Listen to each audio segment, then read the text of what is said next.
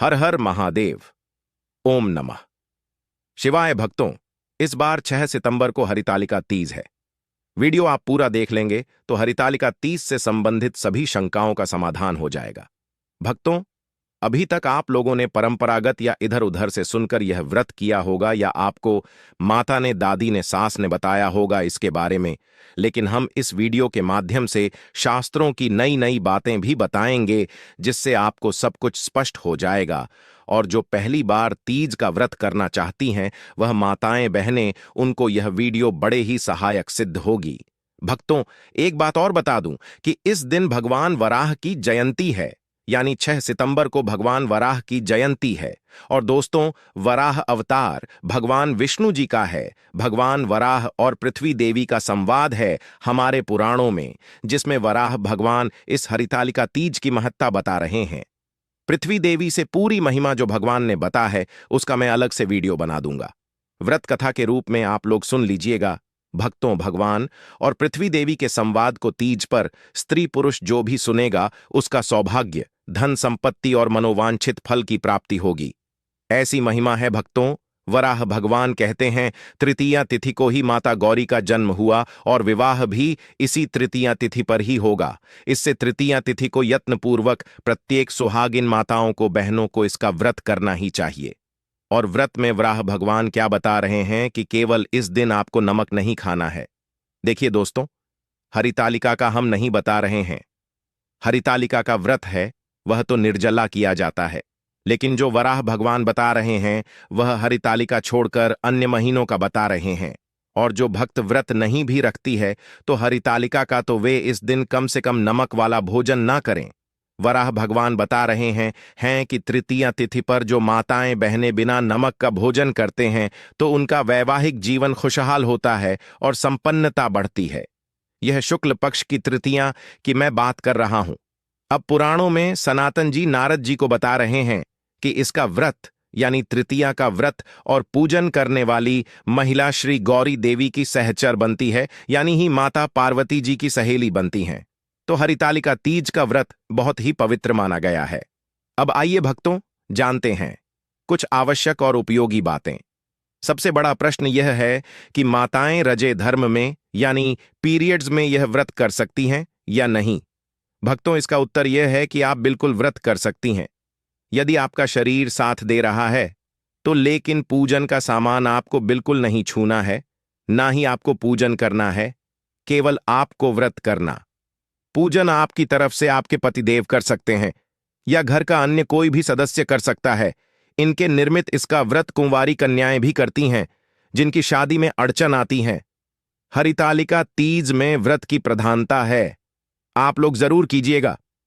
भक्तों, परंपरा के अनुसार एक दिन पहले नहाया खाया होता है, कहीं कहीं नहीं भी होता है, यानी एक दिन पहले से व्रत की पूर्व तैयारी को नहाया खाया कहते हैं। भक्तों, इस बार 2024 में नहाया खाया 5 सितंबर को है, तो इस दिन को बाल धोकर स्नान करना है 5 तारीख को, लेकिन 5 तारीख को गुरुवार है तो कई माताएं बाल नहीं धोती हैं। तो इसका उपाय यह है कि आप 5 तारीख की सुबह सूर्योदय से पहले बाल धो लीजिए, क्योंकि सूर्योदय के बाद गुरुवार लगेगा, तो इसके अंदर आप लोग बाल नहीं धो सकते हैं। भक्तों, इस बात का आप लोग जरूर ध्यान रखिएगा। या तो जो लोग 5 की सुबह नहीं धो पाए बाल, तो 6 की सुबह यानी सूर्योदय से पहले आप अपना बाल धो सकते हैं। हम कहेंगे कि आप पर 5 की सुबह ही काम कर लीजिएगा। सूर्योदय से पूर्व 5 तारीख को ही माताएं बहनें मेहंदी लगा लें। पूजा के सामान सब इकट्ठे करके रख लेना। आपको इस व्रत के दिन लाल या पीला वस्त्र ही पहनना है जो सुहाग की निशानी है, और यह दोनों कलर सौभाग्य बढ़ाते हैं। भक्तों, 5 तारीख से ही आपको लहसुन प्याज नहीं खाना है। देखिए, 5 को तो नहीं खाना है और 6 को व्रत रहेगा। फिर पारण के दिन यानी 7 तारीख को भी आपको लहसुन प्याज नहीं खाना है, और पूरे घर की साफ सफाई आप 5 तारीख को ही कर लीजिएगा। भक्तों, अब आगे बढ़ पड़ते हैं। कई जगह पर परंपरा है कि व्रत वाले दिन यानी 6 तारीख की सुबह सूर्योदय से पूर्व कुछ खा लिया जाता है, उसको सरगी ही कहते हैं। तो देखिए माताएं बहनें, यदि आप रात को यानी सूर्योदय से पूर्व भोजन करेंगे तो कुछ ऑनली मत खाना, नहीं तो आपको भूख प्यास दिन भर ज्यादा लगेगा। इस बात का आप लोग ध्यान रखिएगा। आप जलीय पदार्थ खाइए हैं, जैसे नारियल पानी हो गया, अथवा तो और भी बहुत सारे फल हैं जिनसे प्यास नहीं लगती है। अब सुबह सूर्योदय से पहले स्नान कर लीजिएगा, जैसे कि व्रत है। और मैं पहले आप लोगों को बताता हूं कि व्रत में ब्रश नहीं किया जाता है। बाजारों के पेस्ट और मंजन से उसमें केमिकल और नमक होता है, जिससे व्रत खंडित होता है। देखिए, एकादशी के व्रत में तो दातुन भी मना है, लेकिन इस व्रत में आप दातुन कर सकते हैं। दातुन नहीं हो तो कोहरा ब्रश ले लीजिएगा, बिना पेस्ट और मंजन के ये ब्रश कर सकते। इस दिन व्रत के दौरान हमें कौन से रंग के कपड़े पहनना चाहिए? तो भक्तों, इस दिन व्रत वाले दिन लाल या पीले रंग का, चाहे वह साड़ी हो। अब कई लोग पूछेंगे कि पहले की रखे हुई साड़ी पहन सकते हैं, तो हम बताएंगे कि पहले की साड़ी भी पहन सकते हैं, लेकिन वह साड़ी केवल पूजा के समय पहनी हुई हो तो आप उसका उपयोग कर सकते हैं, धोकर पहन सकते हैं। आप इस दिन पूर्ण श्रृंगार कीजिए, जिसको 16 श्रृंगार कहते हैं। तृतीय तिथि यानी 6 तारीख को सुबह के पूजन का समय रहेगा, सुबह 6:02 से 8:33 तक।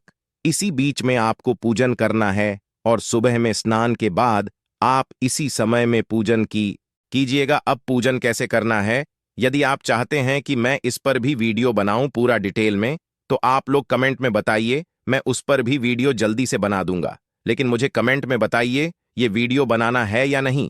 ध्यान रहे कि पूजन की शुरुआत में आप हाथ में अक्षत पुष्प और जल लेकर संकल्प कर लेना है कि मैं इस हरितालिका तीज का व्रत कर रहे हैं। हे भगवान, अब बल देना, हमें सफलता देना। सुबह ही पूजन के समय आप व्रत कथा सुन लीजिएगा। हाथ में अक्षत पुष्प और कुछ दक्षिणा लेकर व्रत कथा सुनने के बाद आप हाथ में लिए हुए द्रव्य को भगवान के आगे समर्पित कर देना। अब अगला दुविधादायक प्रश्न है कि कई लोग कहते हैं कि मिट्टी का शिव परिवार बनाकर पूजन करना होता है, लेकिन शहरों में रहने वाले लोग कैसे और कहां से मिट्टी का जुगाड़ करें? तो भक्तों, अब मेरी बात पर आप लोग ध्यान दीजिएगा, इसका हल भी है। देखिए, जब माता पार्वती जी का विवाह विष्णु जी से तय होना था, तब सखियों ने उनका हरण कर लिया और पार्वती जी गुफा में मिट्टी और रेत के शिवलिंग बनाकर पूजन करती थी। यह परंपरा तभी से चली आ रही है, लेकिन आज के युग में हमारे पास फोटो की सुविधा है। जो लोग मिट्टी का पार्थिव शिव परिवार बना सकते हैं, वे लोग तो बनाएं, बहुत उत्तम है। लेकिन जिनके पास सुविधाएं नहीं हैं, वे लोग केवल शिव परिवार का एक फोटो ले लेना और उसी पर पूजन कर लेना। या किसी के पास धातु की मूर्ति हो, मेटल की मूर्ति हो, तो उस पर भी आप लोग पूजन कर सकते हैं। मिट्टी का शिव परिवार पूजन कंप्लीट होने के बाद नदी या तालाब में विसर्जन किया जाता है। लेकिन जो लोग फोटो यूज कर रहे हैं पूजा के लिए, लास्ट में जब विसर्जन किया जाता है, उस समय केवल फोटो को आप अपने स्थान से खिसका देना, तो भी भगवान का विसर्जन माना जाएगा। या तो किसी ने कोई मेटल की मूर्ति रखी हुई है, उस पर पूजन किया, तो वे भी ऐसे ही पूजन करके मूर्ति को अपने स्थान से खिसका देना, तो इससे विसर्जन मान्य हो जाता है। भक्तों, फोटो को या मेटल की मूर्ति को ले जाकर पानी में डालकर आना। विसर्जन केवल मिट्टी की मूर्ति का होगा। भक्तों, आपका अगला प्रश्न आता है कि एक बार व्रत उठा लिया तो क्या हर बार करना चाहिए? देखिए, यह सब सुनकर कई बहनें तो व्रत करते भी नहीं। हम कहेंगे कि यदि आप हर बार कर सकती हैं तो व्रत आप अवश्य कीजिए। जब तक आपसे संभव हो तब तक आप यह व्रत कीजिए। अब कई लोग हैं ना, आपको डराते हुए मिलेंगे। एक बार व्रत कथा उठा लिया तो जीवन भर करना पड़ेगा, नहीं तो आपका यह हो जाएगा, वह हो जाएगा। जैसे बोलते हैं, तो भक्तों, उनसे पूछना कि कौन से शास्त्र में लिखा है और मुझे भी भेज देना। शिवजी और माता गौरा हमारी मां हैं। शिवजी पिता भी लोग बुरा चाह कर भी नहीं कर सकते हैं, और वे बुरा क्यों क्यों चाहेंगे? भक्तों, इस व्रत के कुछ जरूरी नियम होते हैं, जिनके तहत कुछ खास सामग्री का होना जरूरी होता है।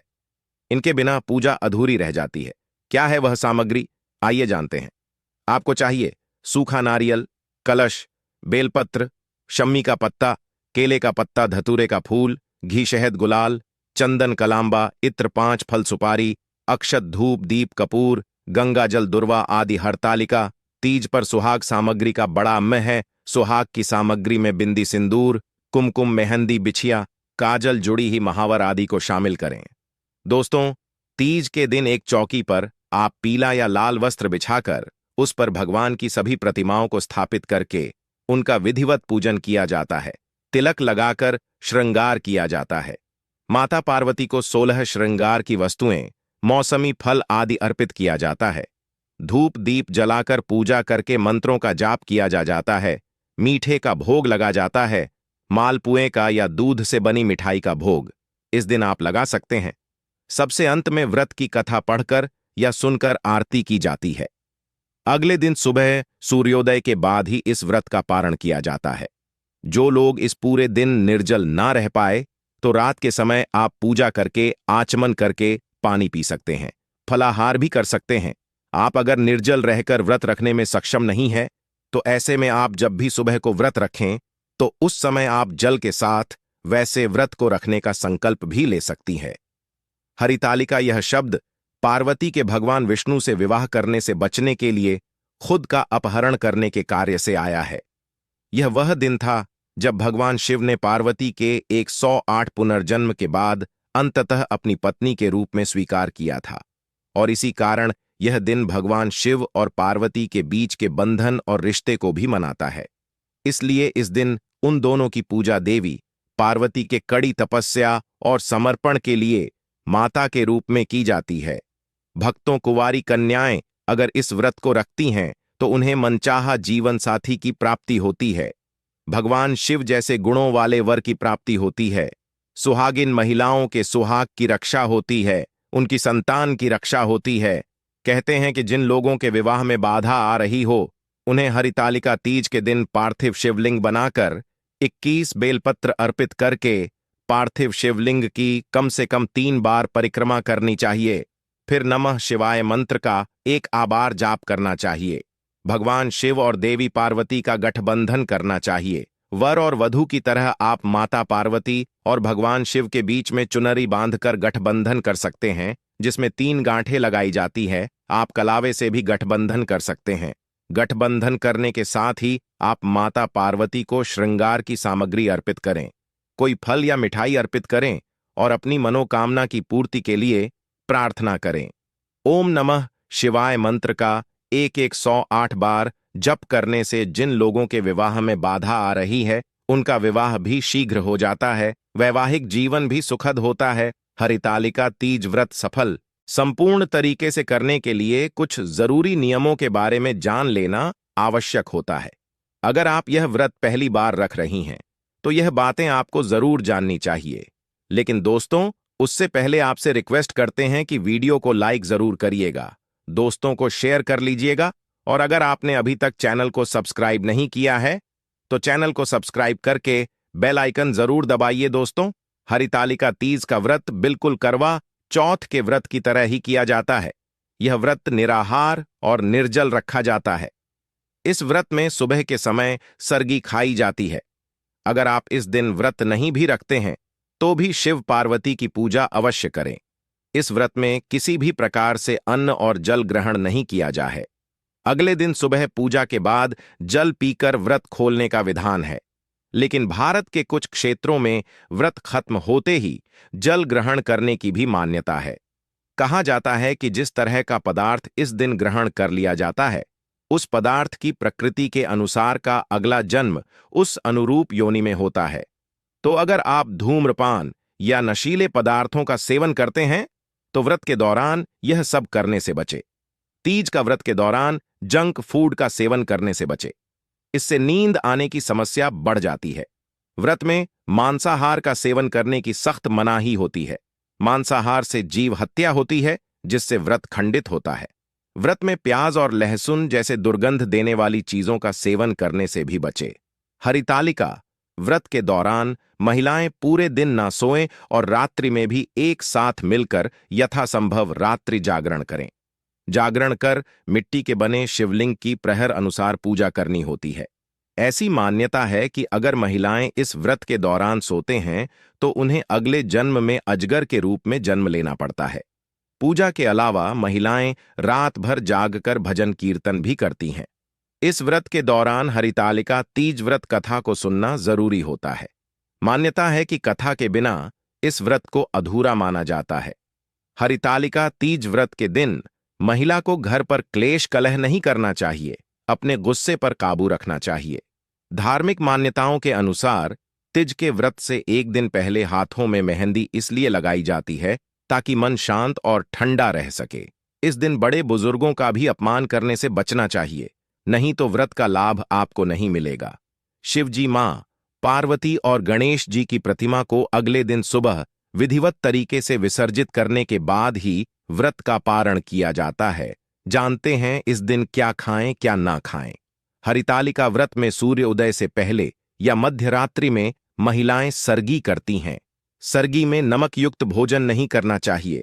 सरगी सांस द्वारा बहू को दिया गया भेंट और आशीर्वाद होता है। सांस अपनी बहू को सरगी की थाली देती है। इसमें सूखे मेवे, फल और सुहाग का सामान होता है। व्रत शुरू करने से पहले इसे खाया जाता है, जिससे कि पूरे दिन व्रत में थकान और भूख प्यास ना लगे। वैसे तो सरगी की प्रथा पंजाबी समुदाय में ज्यादा प्रचलित है, लेकिन अब पूरे भारतवर्ष के लोगों ने इसे अपनाया है। सरगी में आप फलों के रस, नारियल पानी, सूखे मेवे और मुरब्बा खा सकती हैं। इससे आपको ऊर्जा मिलेगी और शरीर में पानी की कमी नहीं होगी। साथ ही व्रत के दिन भूख भी नहीं लगेगी। भक्तों, निर्जला व्रत शुरू करने से पहले खीरा खाना अच्छा माना जाता है। इससे शरीर में पानी की कमी नहीं होती है। नारियल पानी, अनार का रस आदि भी पी सकते हैं। इससे व्रत के दौरान भरपूर ऊर्जा मिलेगी। नारियल पानी में कई तरह के मिनरल्स होते हैं। अनार के जूस में विटामिन सी और आयरन भरपूर मात्रा में होता है, जिसके सेवन से प्यास नहीं लगती है। हरितालिका तीज के अगले दिन यानी चतुर्थी तिथि लगने के बाद ही पारण करना चाहिए। व्रत का पारण कभी भी नमक युक्त भोजन से न करें। आप पानी, शरबत, फल या मीठे से व्रत से खोलें। पारण में पानी धीरे धीरे पिएं, फिर किसी मीठी चीज का सेवन करें। मीठी चीज का सेवन करने और प्रसाद ग्रहण करने के बाद ही नमक से बना भोजन मुंह में डालें। माता पार्वती आपको व्रत सफल संपूर्ण तरीके से करने की भरपूर शक्ति दे। कमेंट बॉक्स में जय मां पार्वती अवश्य लिखें। आज के लिए बस इतना ही दोस्तों। अगर आपको यह वीडियो पसंद आया है तो वीडियो को लाइक करिएगा, दोस्तों को शेयर जरूर करिएगा और चैनल को सब्सक्राइब करके बेल आइकन जरूर ढाबा दीजिएगा, ताकि आने वाला नॉलेजेबल वीडियो आपको सबसे पहले मिले। दोस्तों, मिलते हैं अगले वीडियो में। तब तक के लिए धन्यवाद।